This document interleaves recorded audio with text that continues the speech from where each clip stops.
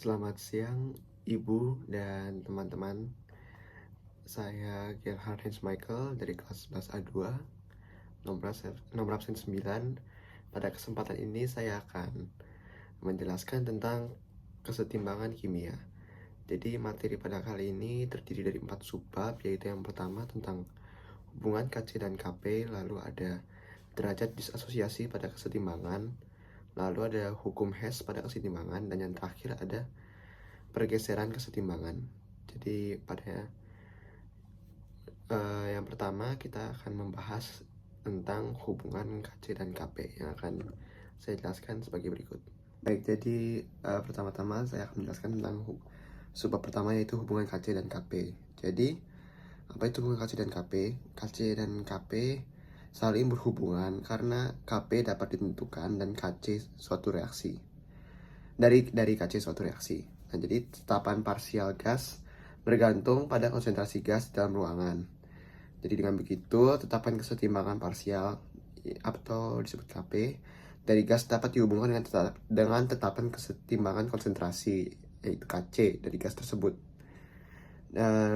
Untuk penjelasan lebih lanjut, saya akan memberikan rumusnya dan akan menjelaskannya beserta dengan contoh soalnya ya. Baik, jadi sekarang saya akan menjelaskan tentang hubungan Kc dan Kp. Jadi ini rumusnya, yaitu Kp sama dengan Kc dikali dalam kurung R dikali T kurung tutup pangkat delta N. Ini rumusnya ya. Dengan keterangannya bahwa Kp ini adalah kesetimbangan tekanan. Jadi kesetimbangan tekanan, cara mencari kesetimbangan tekanan caranya sama dengan mencari Kc ini keseimbangan konsentrasi dikali dalam kurung lalu tetapan gas yang dalam satuannya 0,082 atm per mol, atm per mol. Dalam kurung ini diutamakan dulu tetapan gas dikali dengan T itu suhu dalam bentuk Kelvin atau bisa dengan Celsius, tapi harus tambah dengan 273. Jadi tetapan gas dikali suhu lalu kurung tutup dipangkatkan dengan delta N. Delta N yaitu selisih jumlah koefisien gas reaktan. Lalu selanjutnya saya akan memberikan contoh latihan soal dari hubungan Kc dan Kp ini. Baik, jadi saya akan menjelaskan dengan salah satu contoh soal, yaitu contoh soalnya adalah ini. Pada reaksi kesetimbangan berikut, jadi diketahui ada ini, ada senyawa C yang dalam bentuk G yaitu gas ditambah dengan D ditambah senyawa D, ini kedua reaktan dalam bentuk gas lalu mengalami reaksi timbal balik menjadi produknya senyawa CD dalam bentuk solid dalam bentuk benda padat. Jadi ditanya nilai hubungan Kc dan Kp. Jadi kalau dalam Kc secara sendiri cari Kc doang itu fase yang biasa yang diperbolehkan gitu, yang bisa tetap digunakan adalah fase gas dan aqueous. Tapi sedangkan dalam Kp fase yang hanya digunakan adalah gas. Nah, jadi karena ini contoh soal hubungan Kc dan Kp, di antara kedua tersebut fase yang kesamaan fase yang dua-duanya dipakai dua-dua Kc dan Kp itu hanyalah gas, fase gas. Maka dari itu aqueous tidak masuk. Apalagi fase-fase lainnya seperti aqueous, aqueous itu tidak diperhitungkan, tidak masuk. Itu tidak masuk, apalagi fase-fase lain seperti S solid atau L liquid cair, S solid benda padat tidak masuk juga. Jadi ini perhitungan hanya gas. Nah, jadi kita lihat pada soal ini ada senyawa C plus D, keduanya dalam bentuk gas, maka tetap diperhitungkan. Lalu CD bentuknya dalam bentuk produknya hasilnya CD, senyawa CD dalam bentuk solid benda padat, maka tidak diperhitungkan. Jadi untuk mencari delta N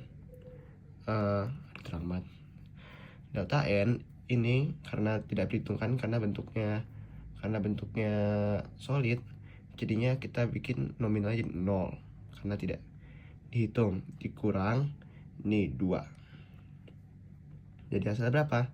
Hasilnya min 2. Jadi kita masukkan dalam rumus tadi, KP sama dengan KC dalam kurung R kali T. Nah, ini kasih juga deh. Di pangkat delta N, tapi delta N nya dari temu, jadi hasilnya min 2 dari delta N ini. Ya, sekian. Berikutnya saya akan lanjut ke subbab 2, yaitu tentang derajat diasosiasi pada kesetimbangan. Sekarang saya akan menjelaskan subbab yang kedua, yaitu tentang derajat disosiasi. Apa itu disosiasi? Disosiasi merupakan penguraian suatu zat menjadi zat-zat lain yang lebih sederhana. Jadi atau dengan lain, Rx kesetimbangan dalam sistem tertutup yang melibatkan penguraian suatu zat menjadi zat-zat lain yang lebih sederhana. Jadi sekarang juga saya akan menjelaskan tentang perbandingan banyaknya mol zat yang terdisosiasi atau terurai dengan mol zat mula-mula. Jadi rumusnya adalah dengan mencari derajat disosiasi ini atau yang disebut dengan alpha. Nah, rumus alpha ini adalah jumlah mol zat terurai atau bereaksi per jumlah mol zat mula-mula, atau dengan kata lain alpha sama dengan NB per NM, dengan keterangan NB sebagai mol terurai dan NM mol mula-mula. Jadi mol terurai per mol mula-mula untuk cari alpha, derajat disosiasinya.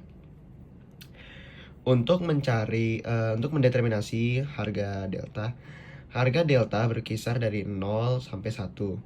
Nah, bila delta sama dengan 0, maka dapat disimpulkan bahwa tidak terjadi penguraian atau tidak terdisosiasi. Jika delta sama dengan 1, maka dapat disimpulkan bahwa terurai sempurna atau terdisosiasi sempurna. Lalu bila delta lebih besar dari 0 tetapi lebih kecil dari 1, maka dapat disimpulkan bahwa terurai sebagian, terdisosiasi sebagian. Sekarang berikutnya saya akan menjelaskan tentang latihan soalnya. Salah satu contoh latihan soalnya. Berikut adalah contoh soal dari derajat disosiasi. Jadi dalam ruang 1 liter dimasukkan gas PCl 5 sebanyak 0,30 mol dan terurai menurut reaksi kesetimbangan. Jadi ini PCl 5 dalam bentuk gas merupakan produk dari hubungan bolak-balik antara reaktan senyawa PCl3 dalam bentuk gas dengan Cl2 dalam bentuk gas. Setelah tercapai keadaan setimbang, terdapat 0,20 mol PCl3. Tentukan A. derajat disosiasi atau persentase PCl3 yang terurai, dan B. jumlah mol masing-masing komponen dalam keadaan setimbang. Jadi sekarang kita akan coba mengerjakan dulu ya, dimulai dari bagian A.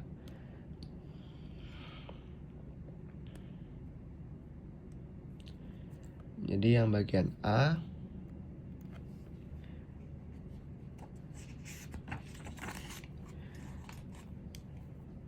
diketahui PCl5 dalam bentuk gas merupakan produk dari hubungan bolak-balik antara PCl reaktan 3 dalam bentuk gas dengan Cl2 dalam bentuk gas juga.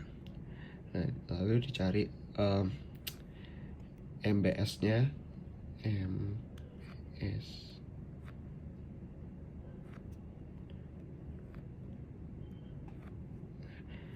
Jadi 0,3, lalu ini hasilnya 0,3 apa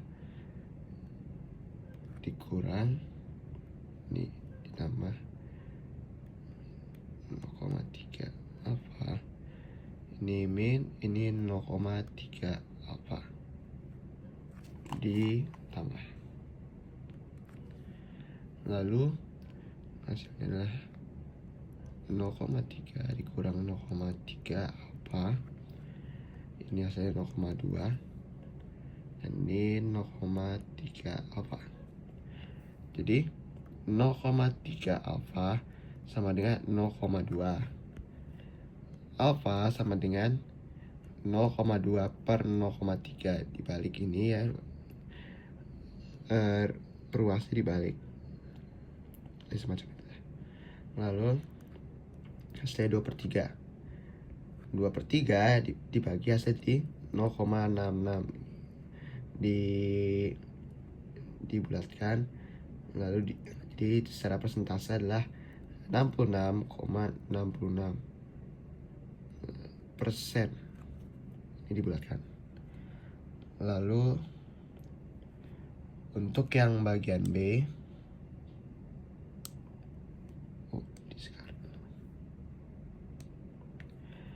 yang bagian B, mol PCl5 sama dengan 0,3 dikurang 0,3 alfa sama dengan 0,3 dikurang sama kayak yang tadi 0,3 dikali 2/3 karena alfanya itu 2/3 dari hasil penentuan tadi. Lalu hasilnya sama dengan 0,1 mol.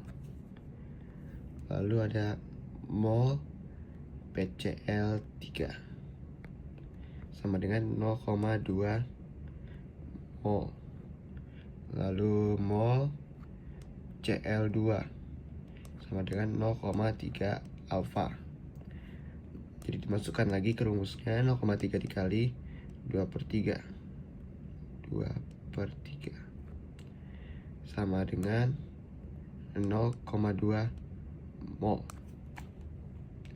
Nah, sekian penjelasan saya mengenai latihan soal dari derajat disosiasi, dan sekarang kita akan lanjut ke subbab ketiga, yaitu hukum Hess pada kesetimbangan.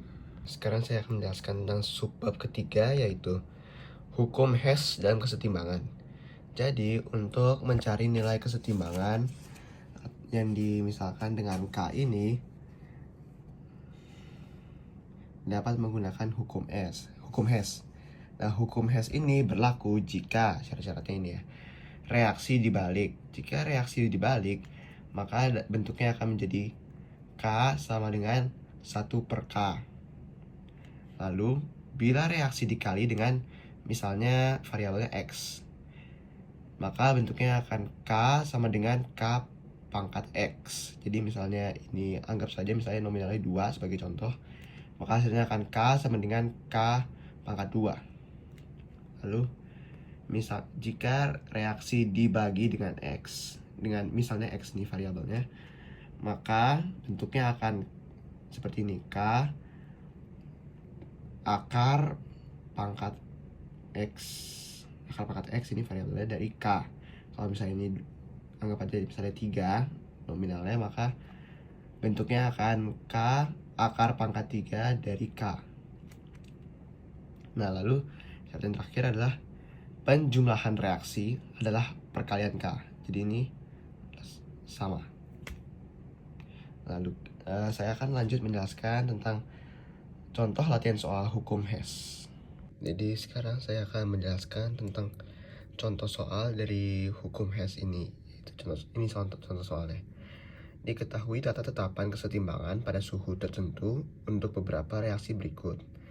Jadi senyawa NO dalam bentuk gas ditambah setengah O2 dalam bentuk gas ini mengalami reaksi bolak-balik menjadi ini kedua reaktan menjadi produknya NO2 dalam bentuk gas, dan juga Kc-nya A, dan juga ada 2NO2 dalam bentuk gas mengalami reaksi timbal balik menjadi N2O4 dalam bentuk gas juga.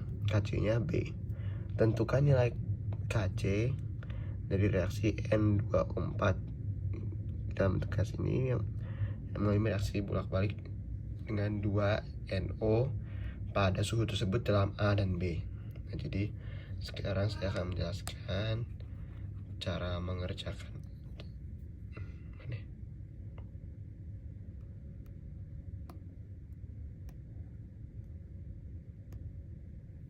Sekarang saya akan mengajarkan cara mengerjakannya.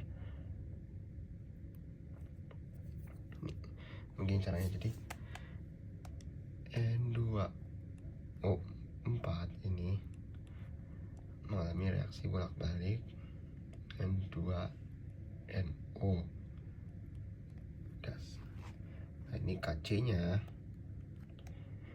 dibentuk menjadi begini bentuknya, Kc sama dengan 1/B. Lalu 2NO2 dalam bentuk gas mengalami reaksi bolak-balik dengan 2NO dalam bentuk gas juga, dalam bentuk gas yang ditambah dengan senyawa O2 dalam bentuk gas juga. Nah, Kc-nya ini dibentuk menjadi begini, 1/A². Lalu setelah itu ini ditambah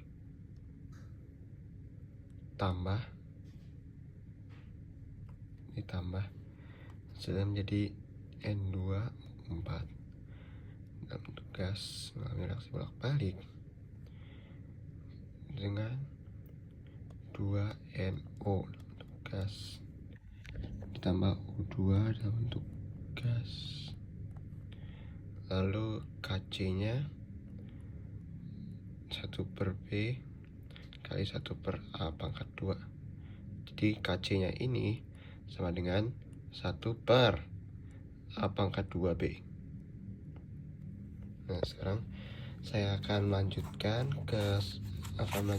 dan menjelaskan tentang subbab berikutnya, yaitu tentang pergeseran kesetimbangan. Sekarang ini saya akan menjelaskan tentang pergeseran kesetimbangan. Jadi pergeseran kesetimbangan berdasarkan asas Le Chatelier adalah jika terhadap suatu kesetimbangan dilakukan suatu aksi atau tindakan, maka reaksi akan bergeser menghilangkan pengaruh aksi tersebut. Lalu ada beberapa jenis perubahan, salah satunya adalah perubahan konsentrasi. Jadi ada dua jenis pergeseran, yaitu bergeser ke atas dan ke bawah. Syarat utamanya adalah jika konsentrasi salah satu zat ditambah, reaksi bergeser dari arah zat tersebut. Jadi bergeser dari arah tersebut, jadi menjauhi. Sedangkan konsentrasi salah satu zat dikurangi, reaksi bergeser ke arah zat tersebut, jadi reaksinya malah mendekati, bergeser ke arah zat tersebut. Ada perubahan temperatur. Jadi jika temperatur dinaikkan, reaksi bergerak ke arah endoterm. Lalu bila temperatur diturunkan, reaksi bergeser ke arah exotherm. Jadi ini mendekati, ini bukan. Jadi reaksinya bergerak ke arah endotherm, kalau yang ini reaksinya bergerak ke arah exotherm. Bila ini temperatur diturunkan ke arah exotherm, lalu temperatur dinaikkan ke arah endotherm. Sekarang ada juga perubahan tekanan atau volume. Jadi bila tekanan diperbesar, yang otomatis volume diperkecil, maka reaksi bergeser ke mol gas yang lebih kecil. Jadi bergeser ke yang lebih kecil bila tekanan diperbesar dan volume diperkecil. Bila tekanannya diperkecil dan volume diperbesar, reaksi bergeser ke mol gas yang lebih besar. Jadi ini bergeser ke mol gas yang lebih besar itu bila tekanan diperkecil dan volume diperbesar, dan bergeser ke mol gas yang kecil itu bila tekanan diperbesar dan volume diperkecil. Lalu berikutnya saya akan jelaskan tentang salah satu contoh soalnya dari pergeseran kesetimbangan ini. Sekarang saya akan menjelaskan tentang contoh soal dari pergeseran kesetimbangan, yaitu sebagai berikut. Pada reaksi berikut N2 dalam bentuk gas ditambah 3H2 dalam bentuk gas mengalami reaksi bolak-balik dengan 2NH3 dalam bentuk gas, reaktan produk, dengan delta H sebanyak min 92,4 kJ per mol. Nah, lalu ditanya ini pergeserannya ke arah mana. Yang pertama A, bila suhu dinaikkan. Bila suhu dinaikkan karena reaksi tersebut bersifat exotherm, peningkatan suhu menyebabkan kesetimbangan bergeser ke arah reaktan. Jadi jawabannya adalah ke arah reaktan. Lalu yang B, bila tekanan dinaikkan. Bila tekanan dinaikkan karena melibatkan pengurangan jumlah mol gas dari 4 mol menjadi 2 mol, peningkatan tekanan akan menggeser kesetimbangan ke arah produk. Jadi sehingga jawabannya adalah ke arah produk. Yang ketiga adalah bila konsentrasi diturunkan. Bila konsentrasi diturunkan, sesuai asas Le Chatelier, kesetimbangan akan bergeser ke arah produk untuk menggantikan yang hilang. Maka jawabannya adalah ke arah produk juga. Baik, jadi sekian yang bisa saya sampaikan mengenai materi kesetimbangan kimia dan juga dengan subbab-subbabnya, yaitu hubungan KC dan KP, lalu derajat disasosiasi pada kesetimbangan, hukum Hess pada kesetimbangan, dan juga pergeseran kesetimbangan. Jadi sekian yang bisa saya jelaskan secara pengertian saya mengenai materi tersebut, yaitu kesetimbangan kimia secara luas dan secara spesifik. Sekian yang hanya bisa saya sampaikan. Saya kepada ibu dan teman-teman, saya mohon maaf bila saya ada kesalahan atau ada yang kurang jelas dan sebagainya. Ya, sekian dari saya. Terima kasih karena sudah mendengarkan penjelasan saya. Saya Gerhard Hans Michael dari kelas 11 A2 nomor absen 9 mengundurkan diri. Terima kasih.